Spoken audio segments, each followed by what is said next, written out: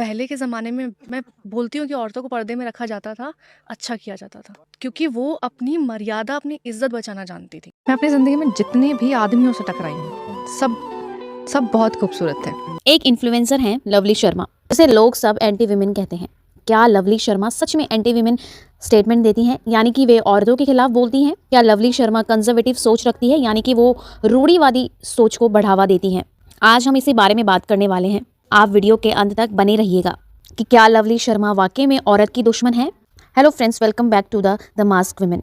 आज हम लवली शर्मा के बारे में बात करेंगे। लवली शर्मा एक इन्फ्लुएंसर हैं। आपने इनके कई पॉडकास्ट और कई रील्स देखी होंगी, जहां ये अक्सर ही हस्बैंड और वाइफ के रिलेशनशिप के बारे में बातें करती हैं और अपने आप को लवली शर्मा रिलेशनशिप एक्सपर्ट मानती हैं। लवली शर्मा मैरिड हैं और उनके हस्बैंड का नाम आदित्य राव मुनीवाल है। मात्र 2 या 3 साल से मैरिड लवली शर्मा अपने आप को रिलेशनशिप एक्सपर्ट मानती हैं। लवली शर्मा की शादी को अभी मात्र सिर्फ 3 साल हुए हैं, लेकिन लवली शर्मा को लगता है उनका रिलेशन सबसे ज्यादा परफेक्ट है। खैर, अभी हम उनके रिलेशन के बारे में बात नहीं करेंगे। यहाँ पे हम बात करेंगे कि लवली शर्मा क्या स्टेटमेंट देती है।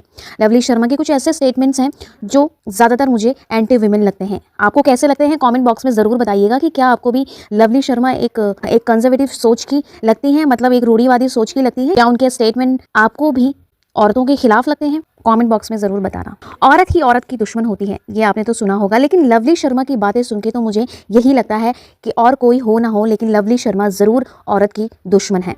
अगर आप इनके वीडियोस देखेंगे तो अक्सर ही लड़कियों या औरतों के बारे में ये नेगेटिव वे में ही बात करती हैं। लड़कियों को, औरतों को वो नेगेटिव वे में ही प्रेजेंट करती हैं। ये सब बताते बताते लवली शर्मा ये भूल जाती हैं कि वो भी एक लड़की है, एक औरत है। खैर, जैसे एक पॉडकास्ट में लवली शर्मा कहती हैं कि लड़की के ऊपर तो बचपन से ही जिम्मेदारियां पड़ जाती हैं। उन्हें बड़ा ही इस तरीके से किया जाता है कि वो अपनी जिम्मेदारी बचपन से ही समझता है कि बाद में ये नौकरी करेगा, कमाएगा और घर की जिम्मेदारी उठाएगा, यही हमारा ख्याल रखेगा। इसके अलावा लड़कों के पास कोई ऑप्शन नहीं होता है। मतलब उनके पास सिर्फ एक ही ऑप्शन रहता है कि हमें नौकरी करनी है, पैसा कमाना है और घर की जिम्मेदारी उठाना है। बेटों के लिए क्या है, बेटा बड़ा होगा, नौकरी करेगा, हमारी जिम्मेदारी वो उठाएगा और कमा के लाएगा। बेटियों को कभी नहीं बोला जाता कि तुम्हें हमारे घर की जिम्मेदारी उठानी है। उनके पास ऑप्शन होते हैं कि भाई शादी के बाद नौकरी करनी नहीं करनी, तुम्हारी मर्जी, घर वाले कराए ना कर। लेकिन लवली शर्मा यहाँ पर भूल जाती हैं कि कुछ ऐसे भी निकम्मे निठल्ले लड़के होते हैं जिन्हें अपनी जिम्मेदारी तक का एहसास नहीं होता है, जो शादी तो कर लेते हैं लेकिन अपनी वाइफ और बच्चों की जिम्मेदारी नहीं उठा सकते। ऐसे कई लड़के हैं इस दुनिया में। शायद अगर लवली शर्मा अपने दायरे से बाहर जाके देखें तब उन्हें पता चलेगा कि दुनिया कितनी बड़ी है और इस दुनिया में बहुत से अच्छे लोग भी और बुरे लोग भी रहते हैं। कई लड़के ऐसे भी हैं जो अपने माँ बाप, बच्चे, वाइफ सबकी जिम्मेदारी उठाते हैं, लेकिन कई लड़के ऐसे निकम्मे और भी होते हैं जो अपनी ही जिम्मेदारी नहीं उठा सकते हैं। उनके बारे में लवली शर्मा कभी बात नहीं करेंगी। खैर, और लवली शर्मा का ये भी कहना है कि लड़कियों के पास बहुत ज़्यादा ऑप्शन होते हैं, शादी के बाद भी और शादी से पहले भी।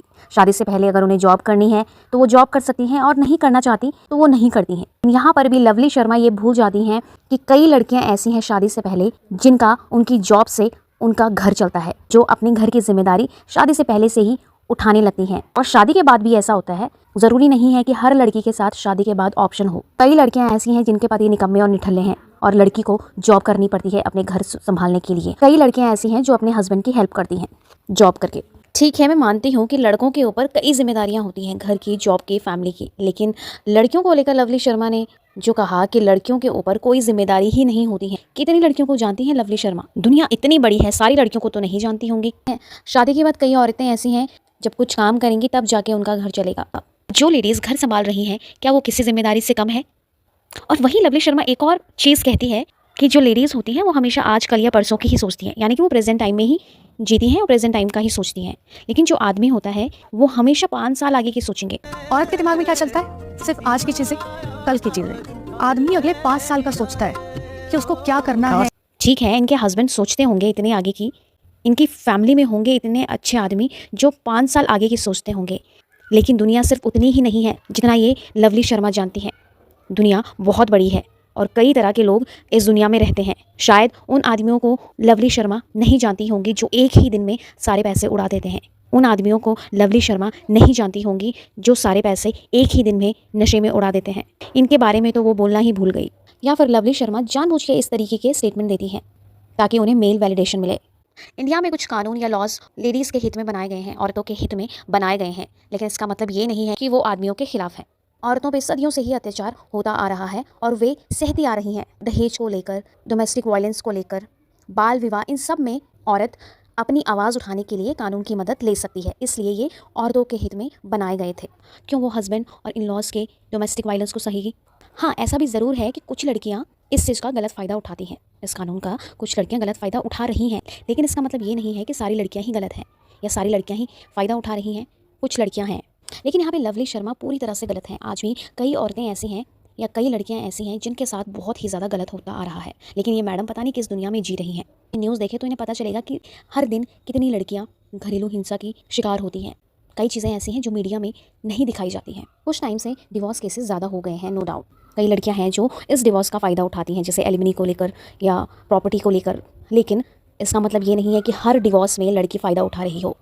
कहीं लड़कियाँ भी गलत हैं तो कहीं लड़के भी गलत हैं, पर इसका मतलब ये नहीं है कि डिवोर्स गलत है। अगर किसी के साथ गलत हो रहा है, चाहे वो लड़का हो या लड़की हो, शादी के बाद, तो वो डिवोर्स ले सकते हैं। क्यों वो इस तरीके की गलत चीज़ें सहें? गलत शादी में रहने से अच्छा है कि तुम सिंगल रहो। लेकिन लवली शर्मा इस वीडियो में जिस तरीके से डिवोर्स को एक्सप्लेन कर रही हैं, वो पूरी तरह से गलत है।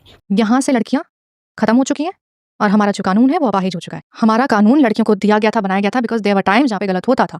अब वो टाइम चला हो गया। अगर जजेस को ये बात पता है कि मिसयूज हो रहा है, मैं एक सिंपल सा रिक्वेस्ट करती हूँ, आपके पास कोई एप्लीकेशन आ रही है ना डिवोर्स की, एक काउंसलर, एक थेरेपिस्ट या एक साइकेट्रिस्ट बैठाओ। लवली शर्मा का इस वीडियो में कहना है कि लड़कियों पे अब अत्याचार नहीं हो रहे हैं।